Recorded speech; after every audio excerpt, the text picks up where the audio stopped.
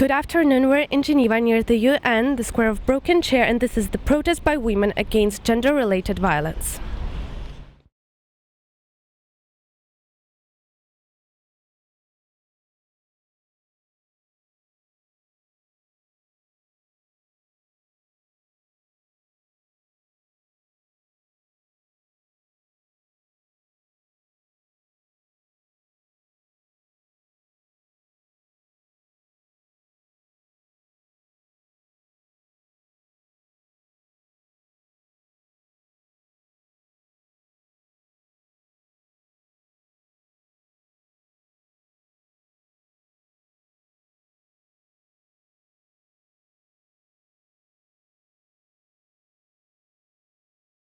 Mrs. Anita Han, we would like to ask her some questions. Ma'am, why are you here to protest?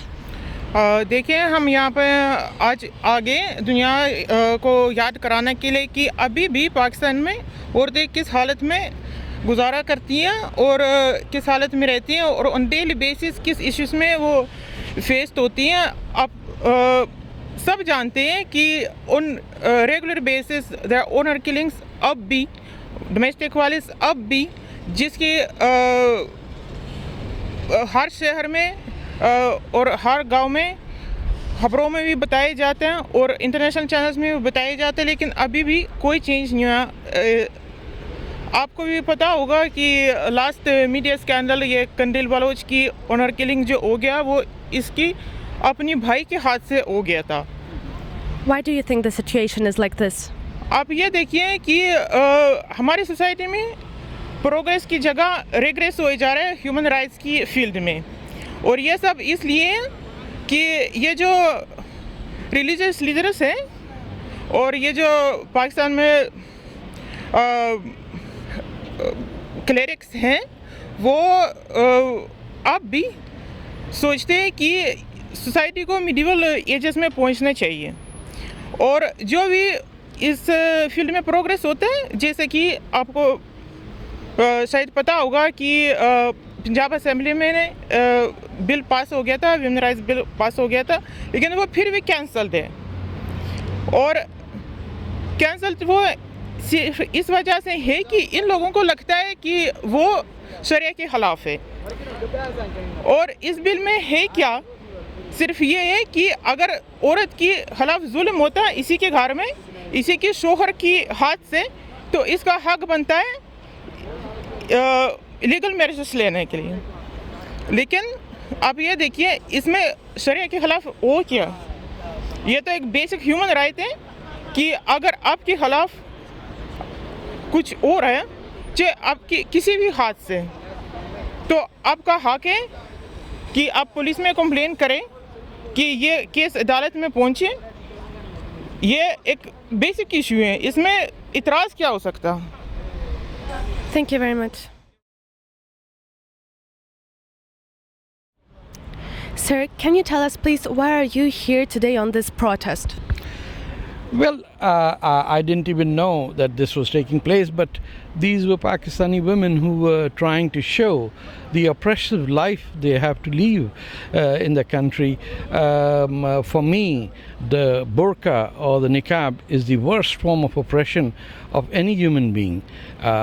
It is a symbol of the treatment of women as property, and has absolutely nothing to do with Islam or any practice of the Prophet, but over centuries it has been used by different sultanates and caliphates to keep women in the proper place, and I'm saying that in quotes, as property, like they have cattle or a motor car or a donkey cart or something like that.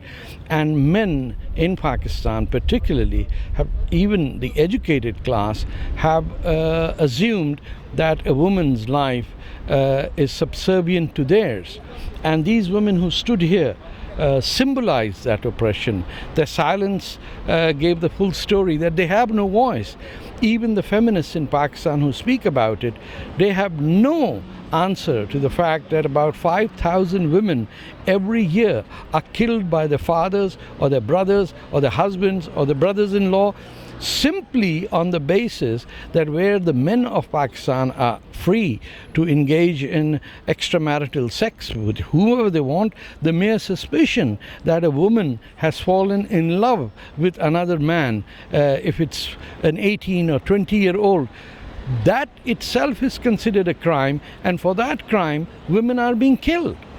And the rest of the world is silent. I don't know why Western feminists don't speak about it, but the life of a woman in the religious areas of Pakistan is like hell. Why do you think the overall situation is like this?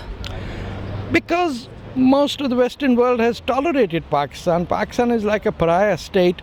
It blackmails the United States, it blackmails the European Union, it works as an extension of Saudi Arabia, and the worst form of Islamic fascism has been inflicted in Pakistan. This is where you practice. This is where all the terrorists come. This is where the oppression of women is fully imposed by brainwashing the women into believing that their second-class status is good for them, or rather the third-class status is good for them. And since nobody stands up to Pakistan, because Pakistan is the bully, and anybody criticizing Pakistan or Muslim extremism is considered a racist, so why would anyone say anything? And we live in an era where these people who are worse than the Nazis of Europe in how they are implementing their version of Islam over largely Muslim populations. It takes a lot of courage for these women to come out and stand here. If their husbands or their fathers or their sons would know, they would be persecuted. So that is why all of them were wearing a burqa. I think it was symbolic, and that is why the burqa should be banned right across the civilized world. Anyone who wishes to wear the burqa should go to Saudi Arabia, and Saudi Arabia should open its doors to them. But this is an insult to humanity, it is an insult to our intellect, and the fact that European Union accepts the burqa or the burkini as part of some cultural practice tells us that we are living in an era of cowardice. Thank you very much, sir.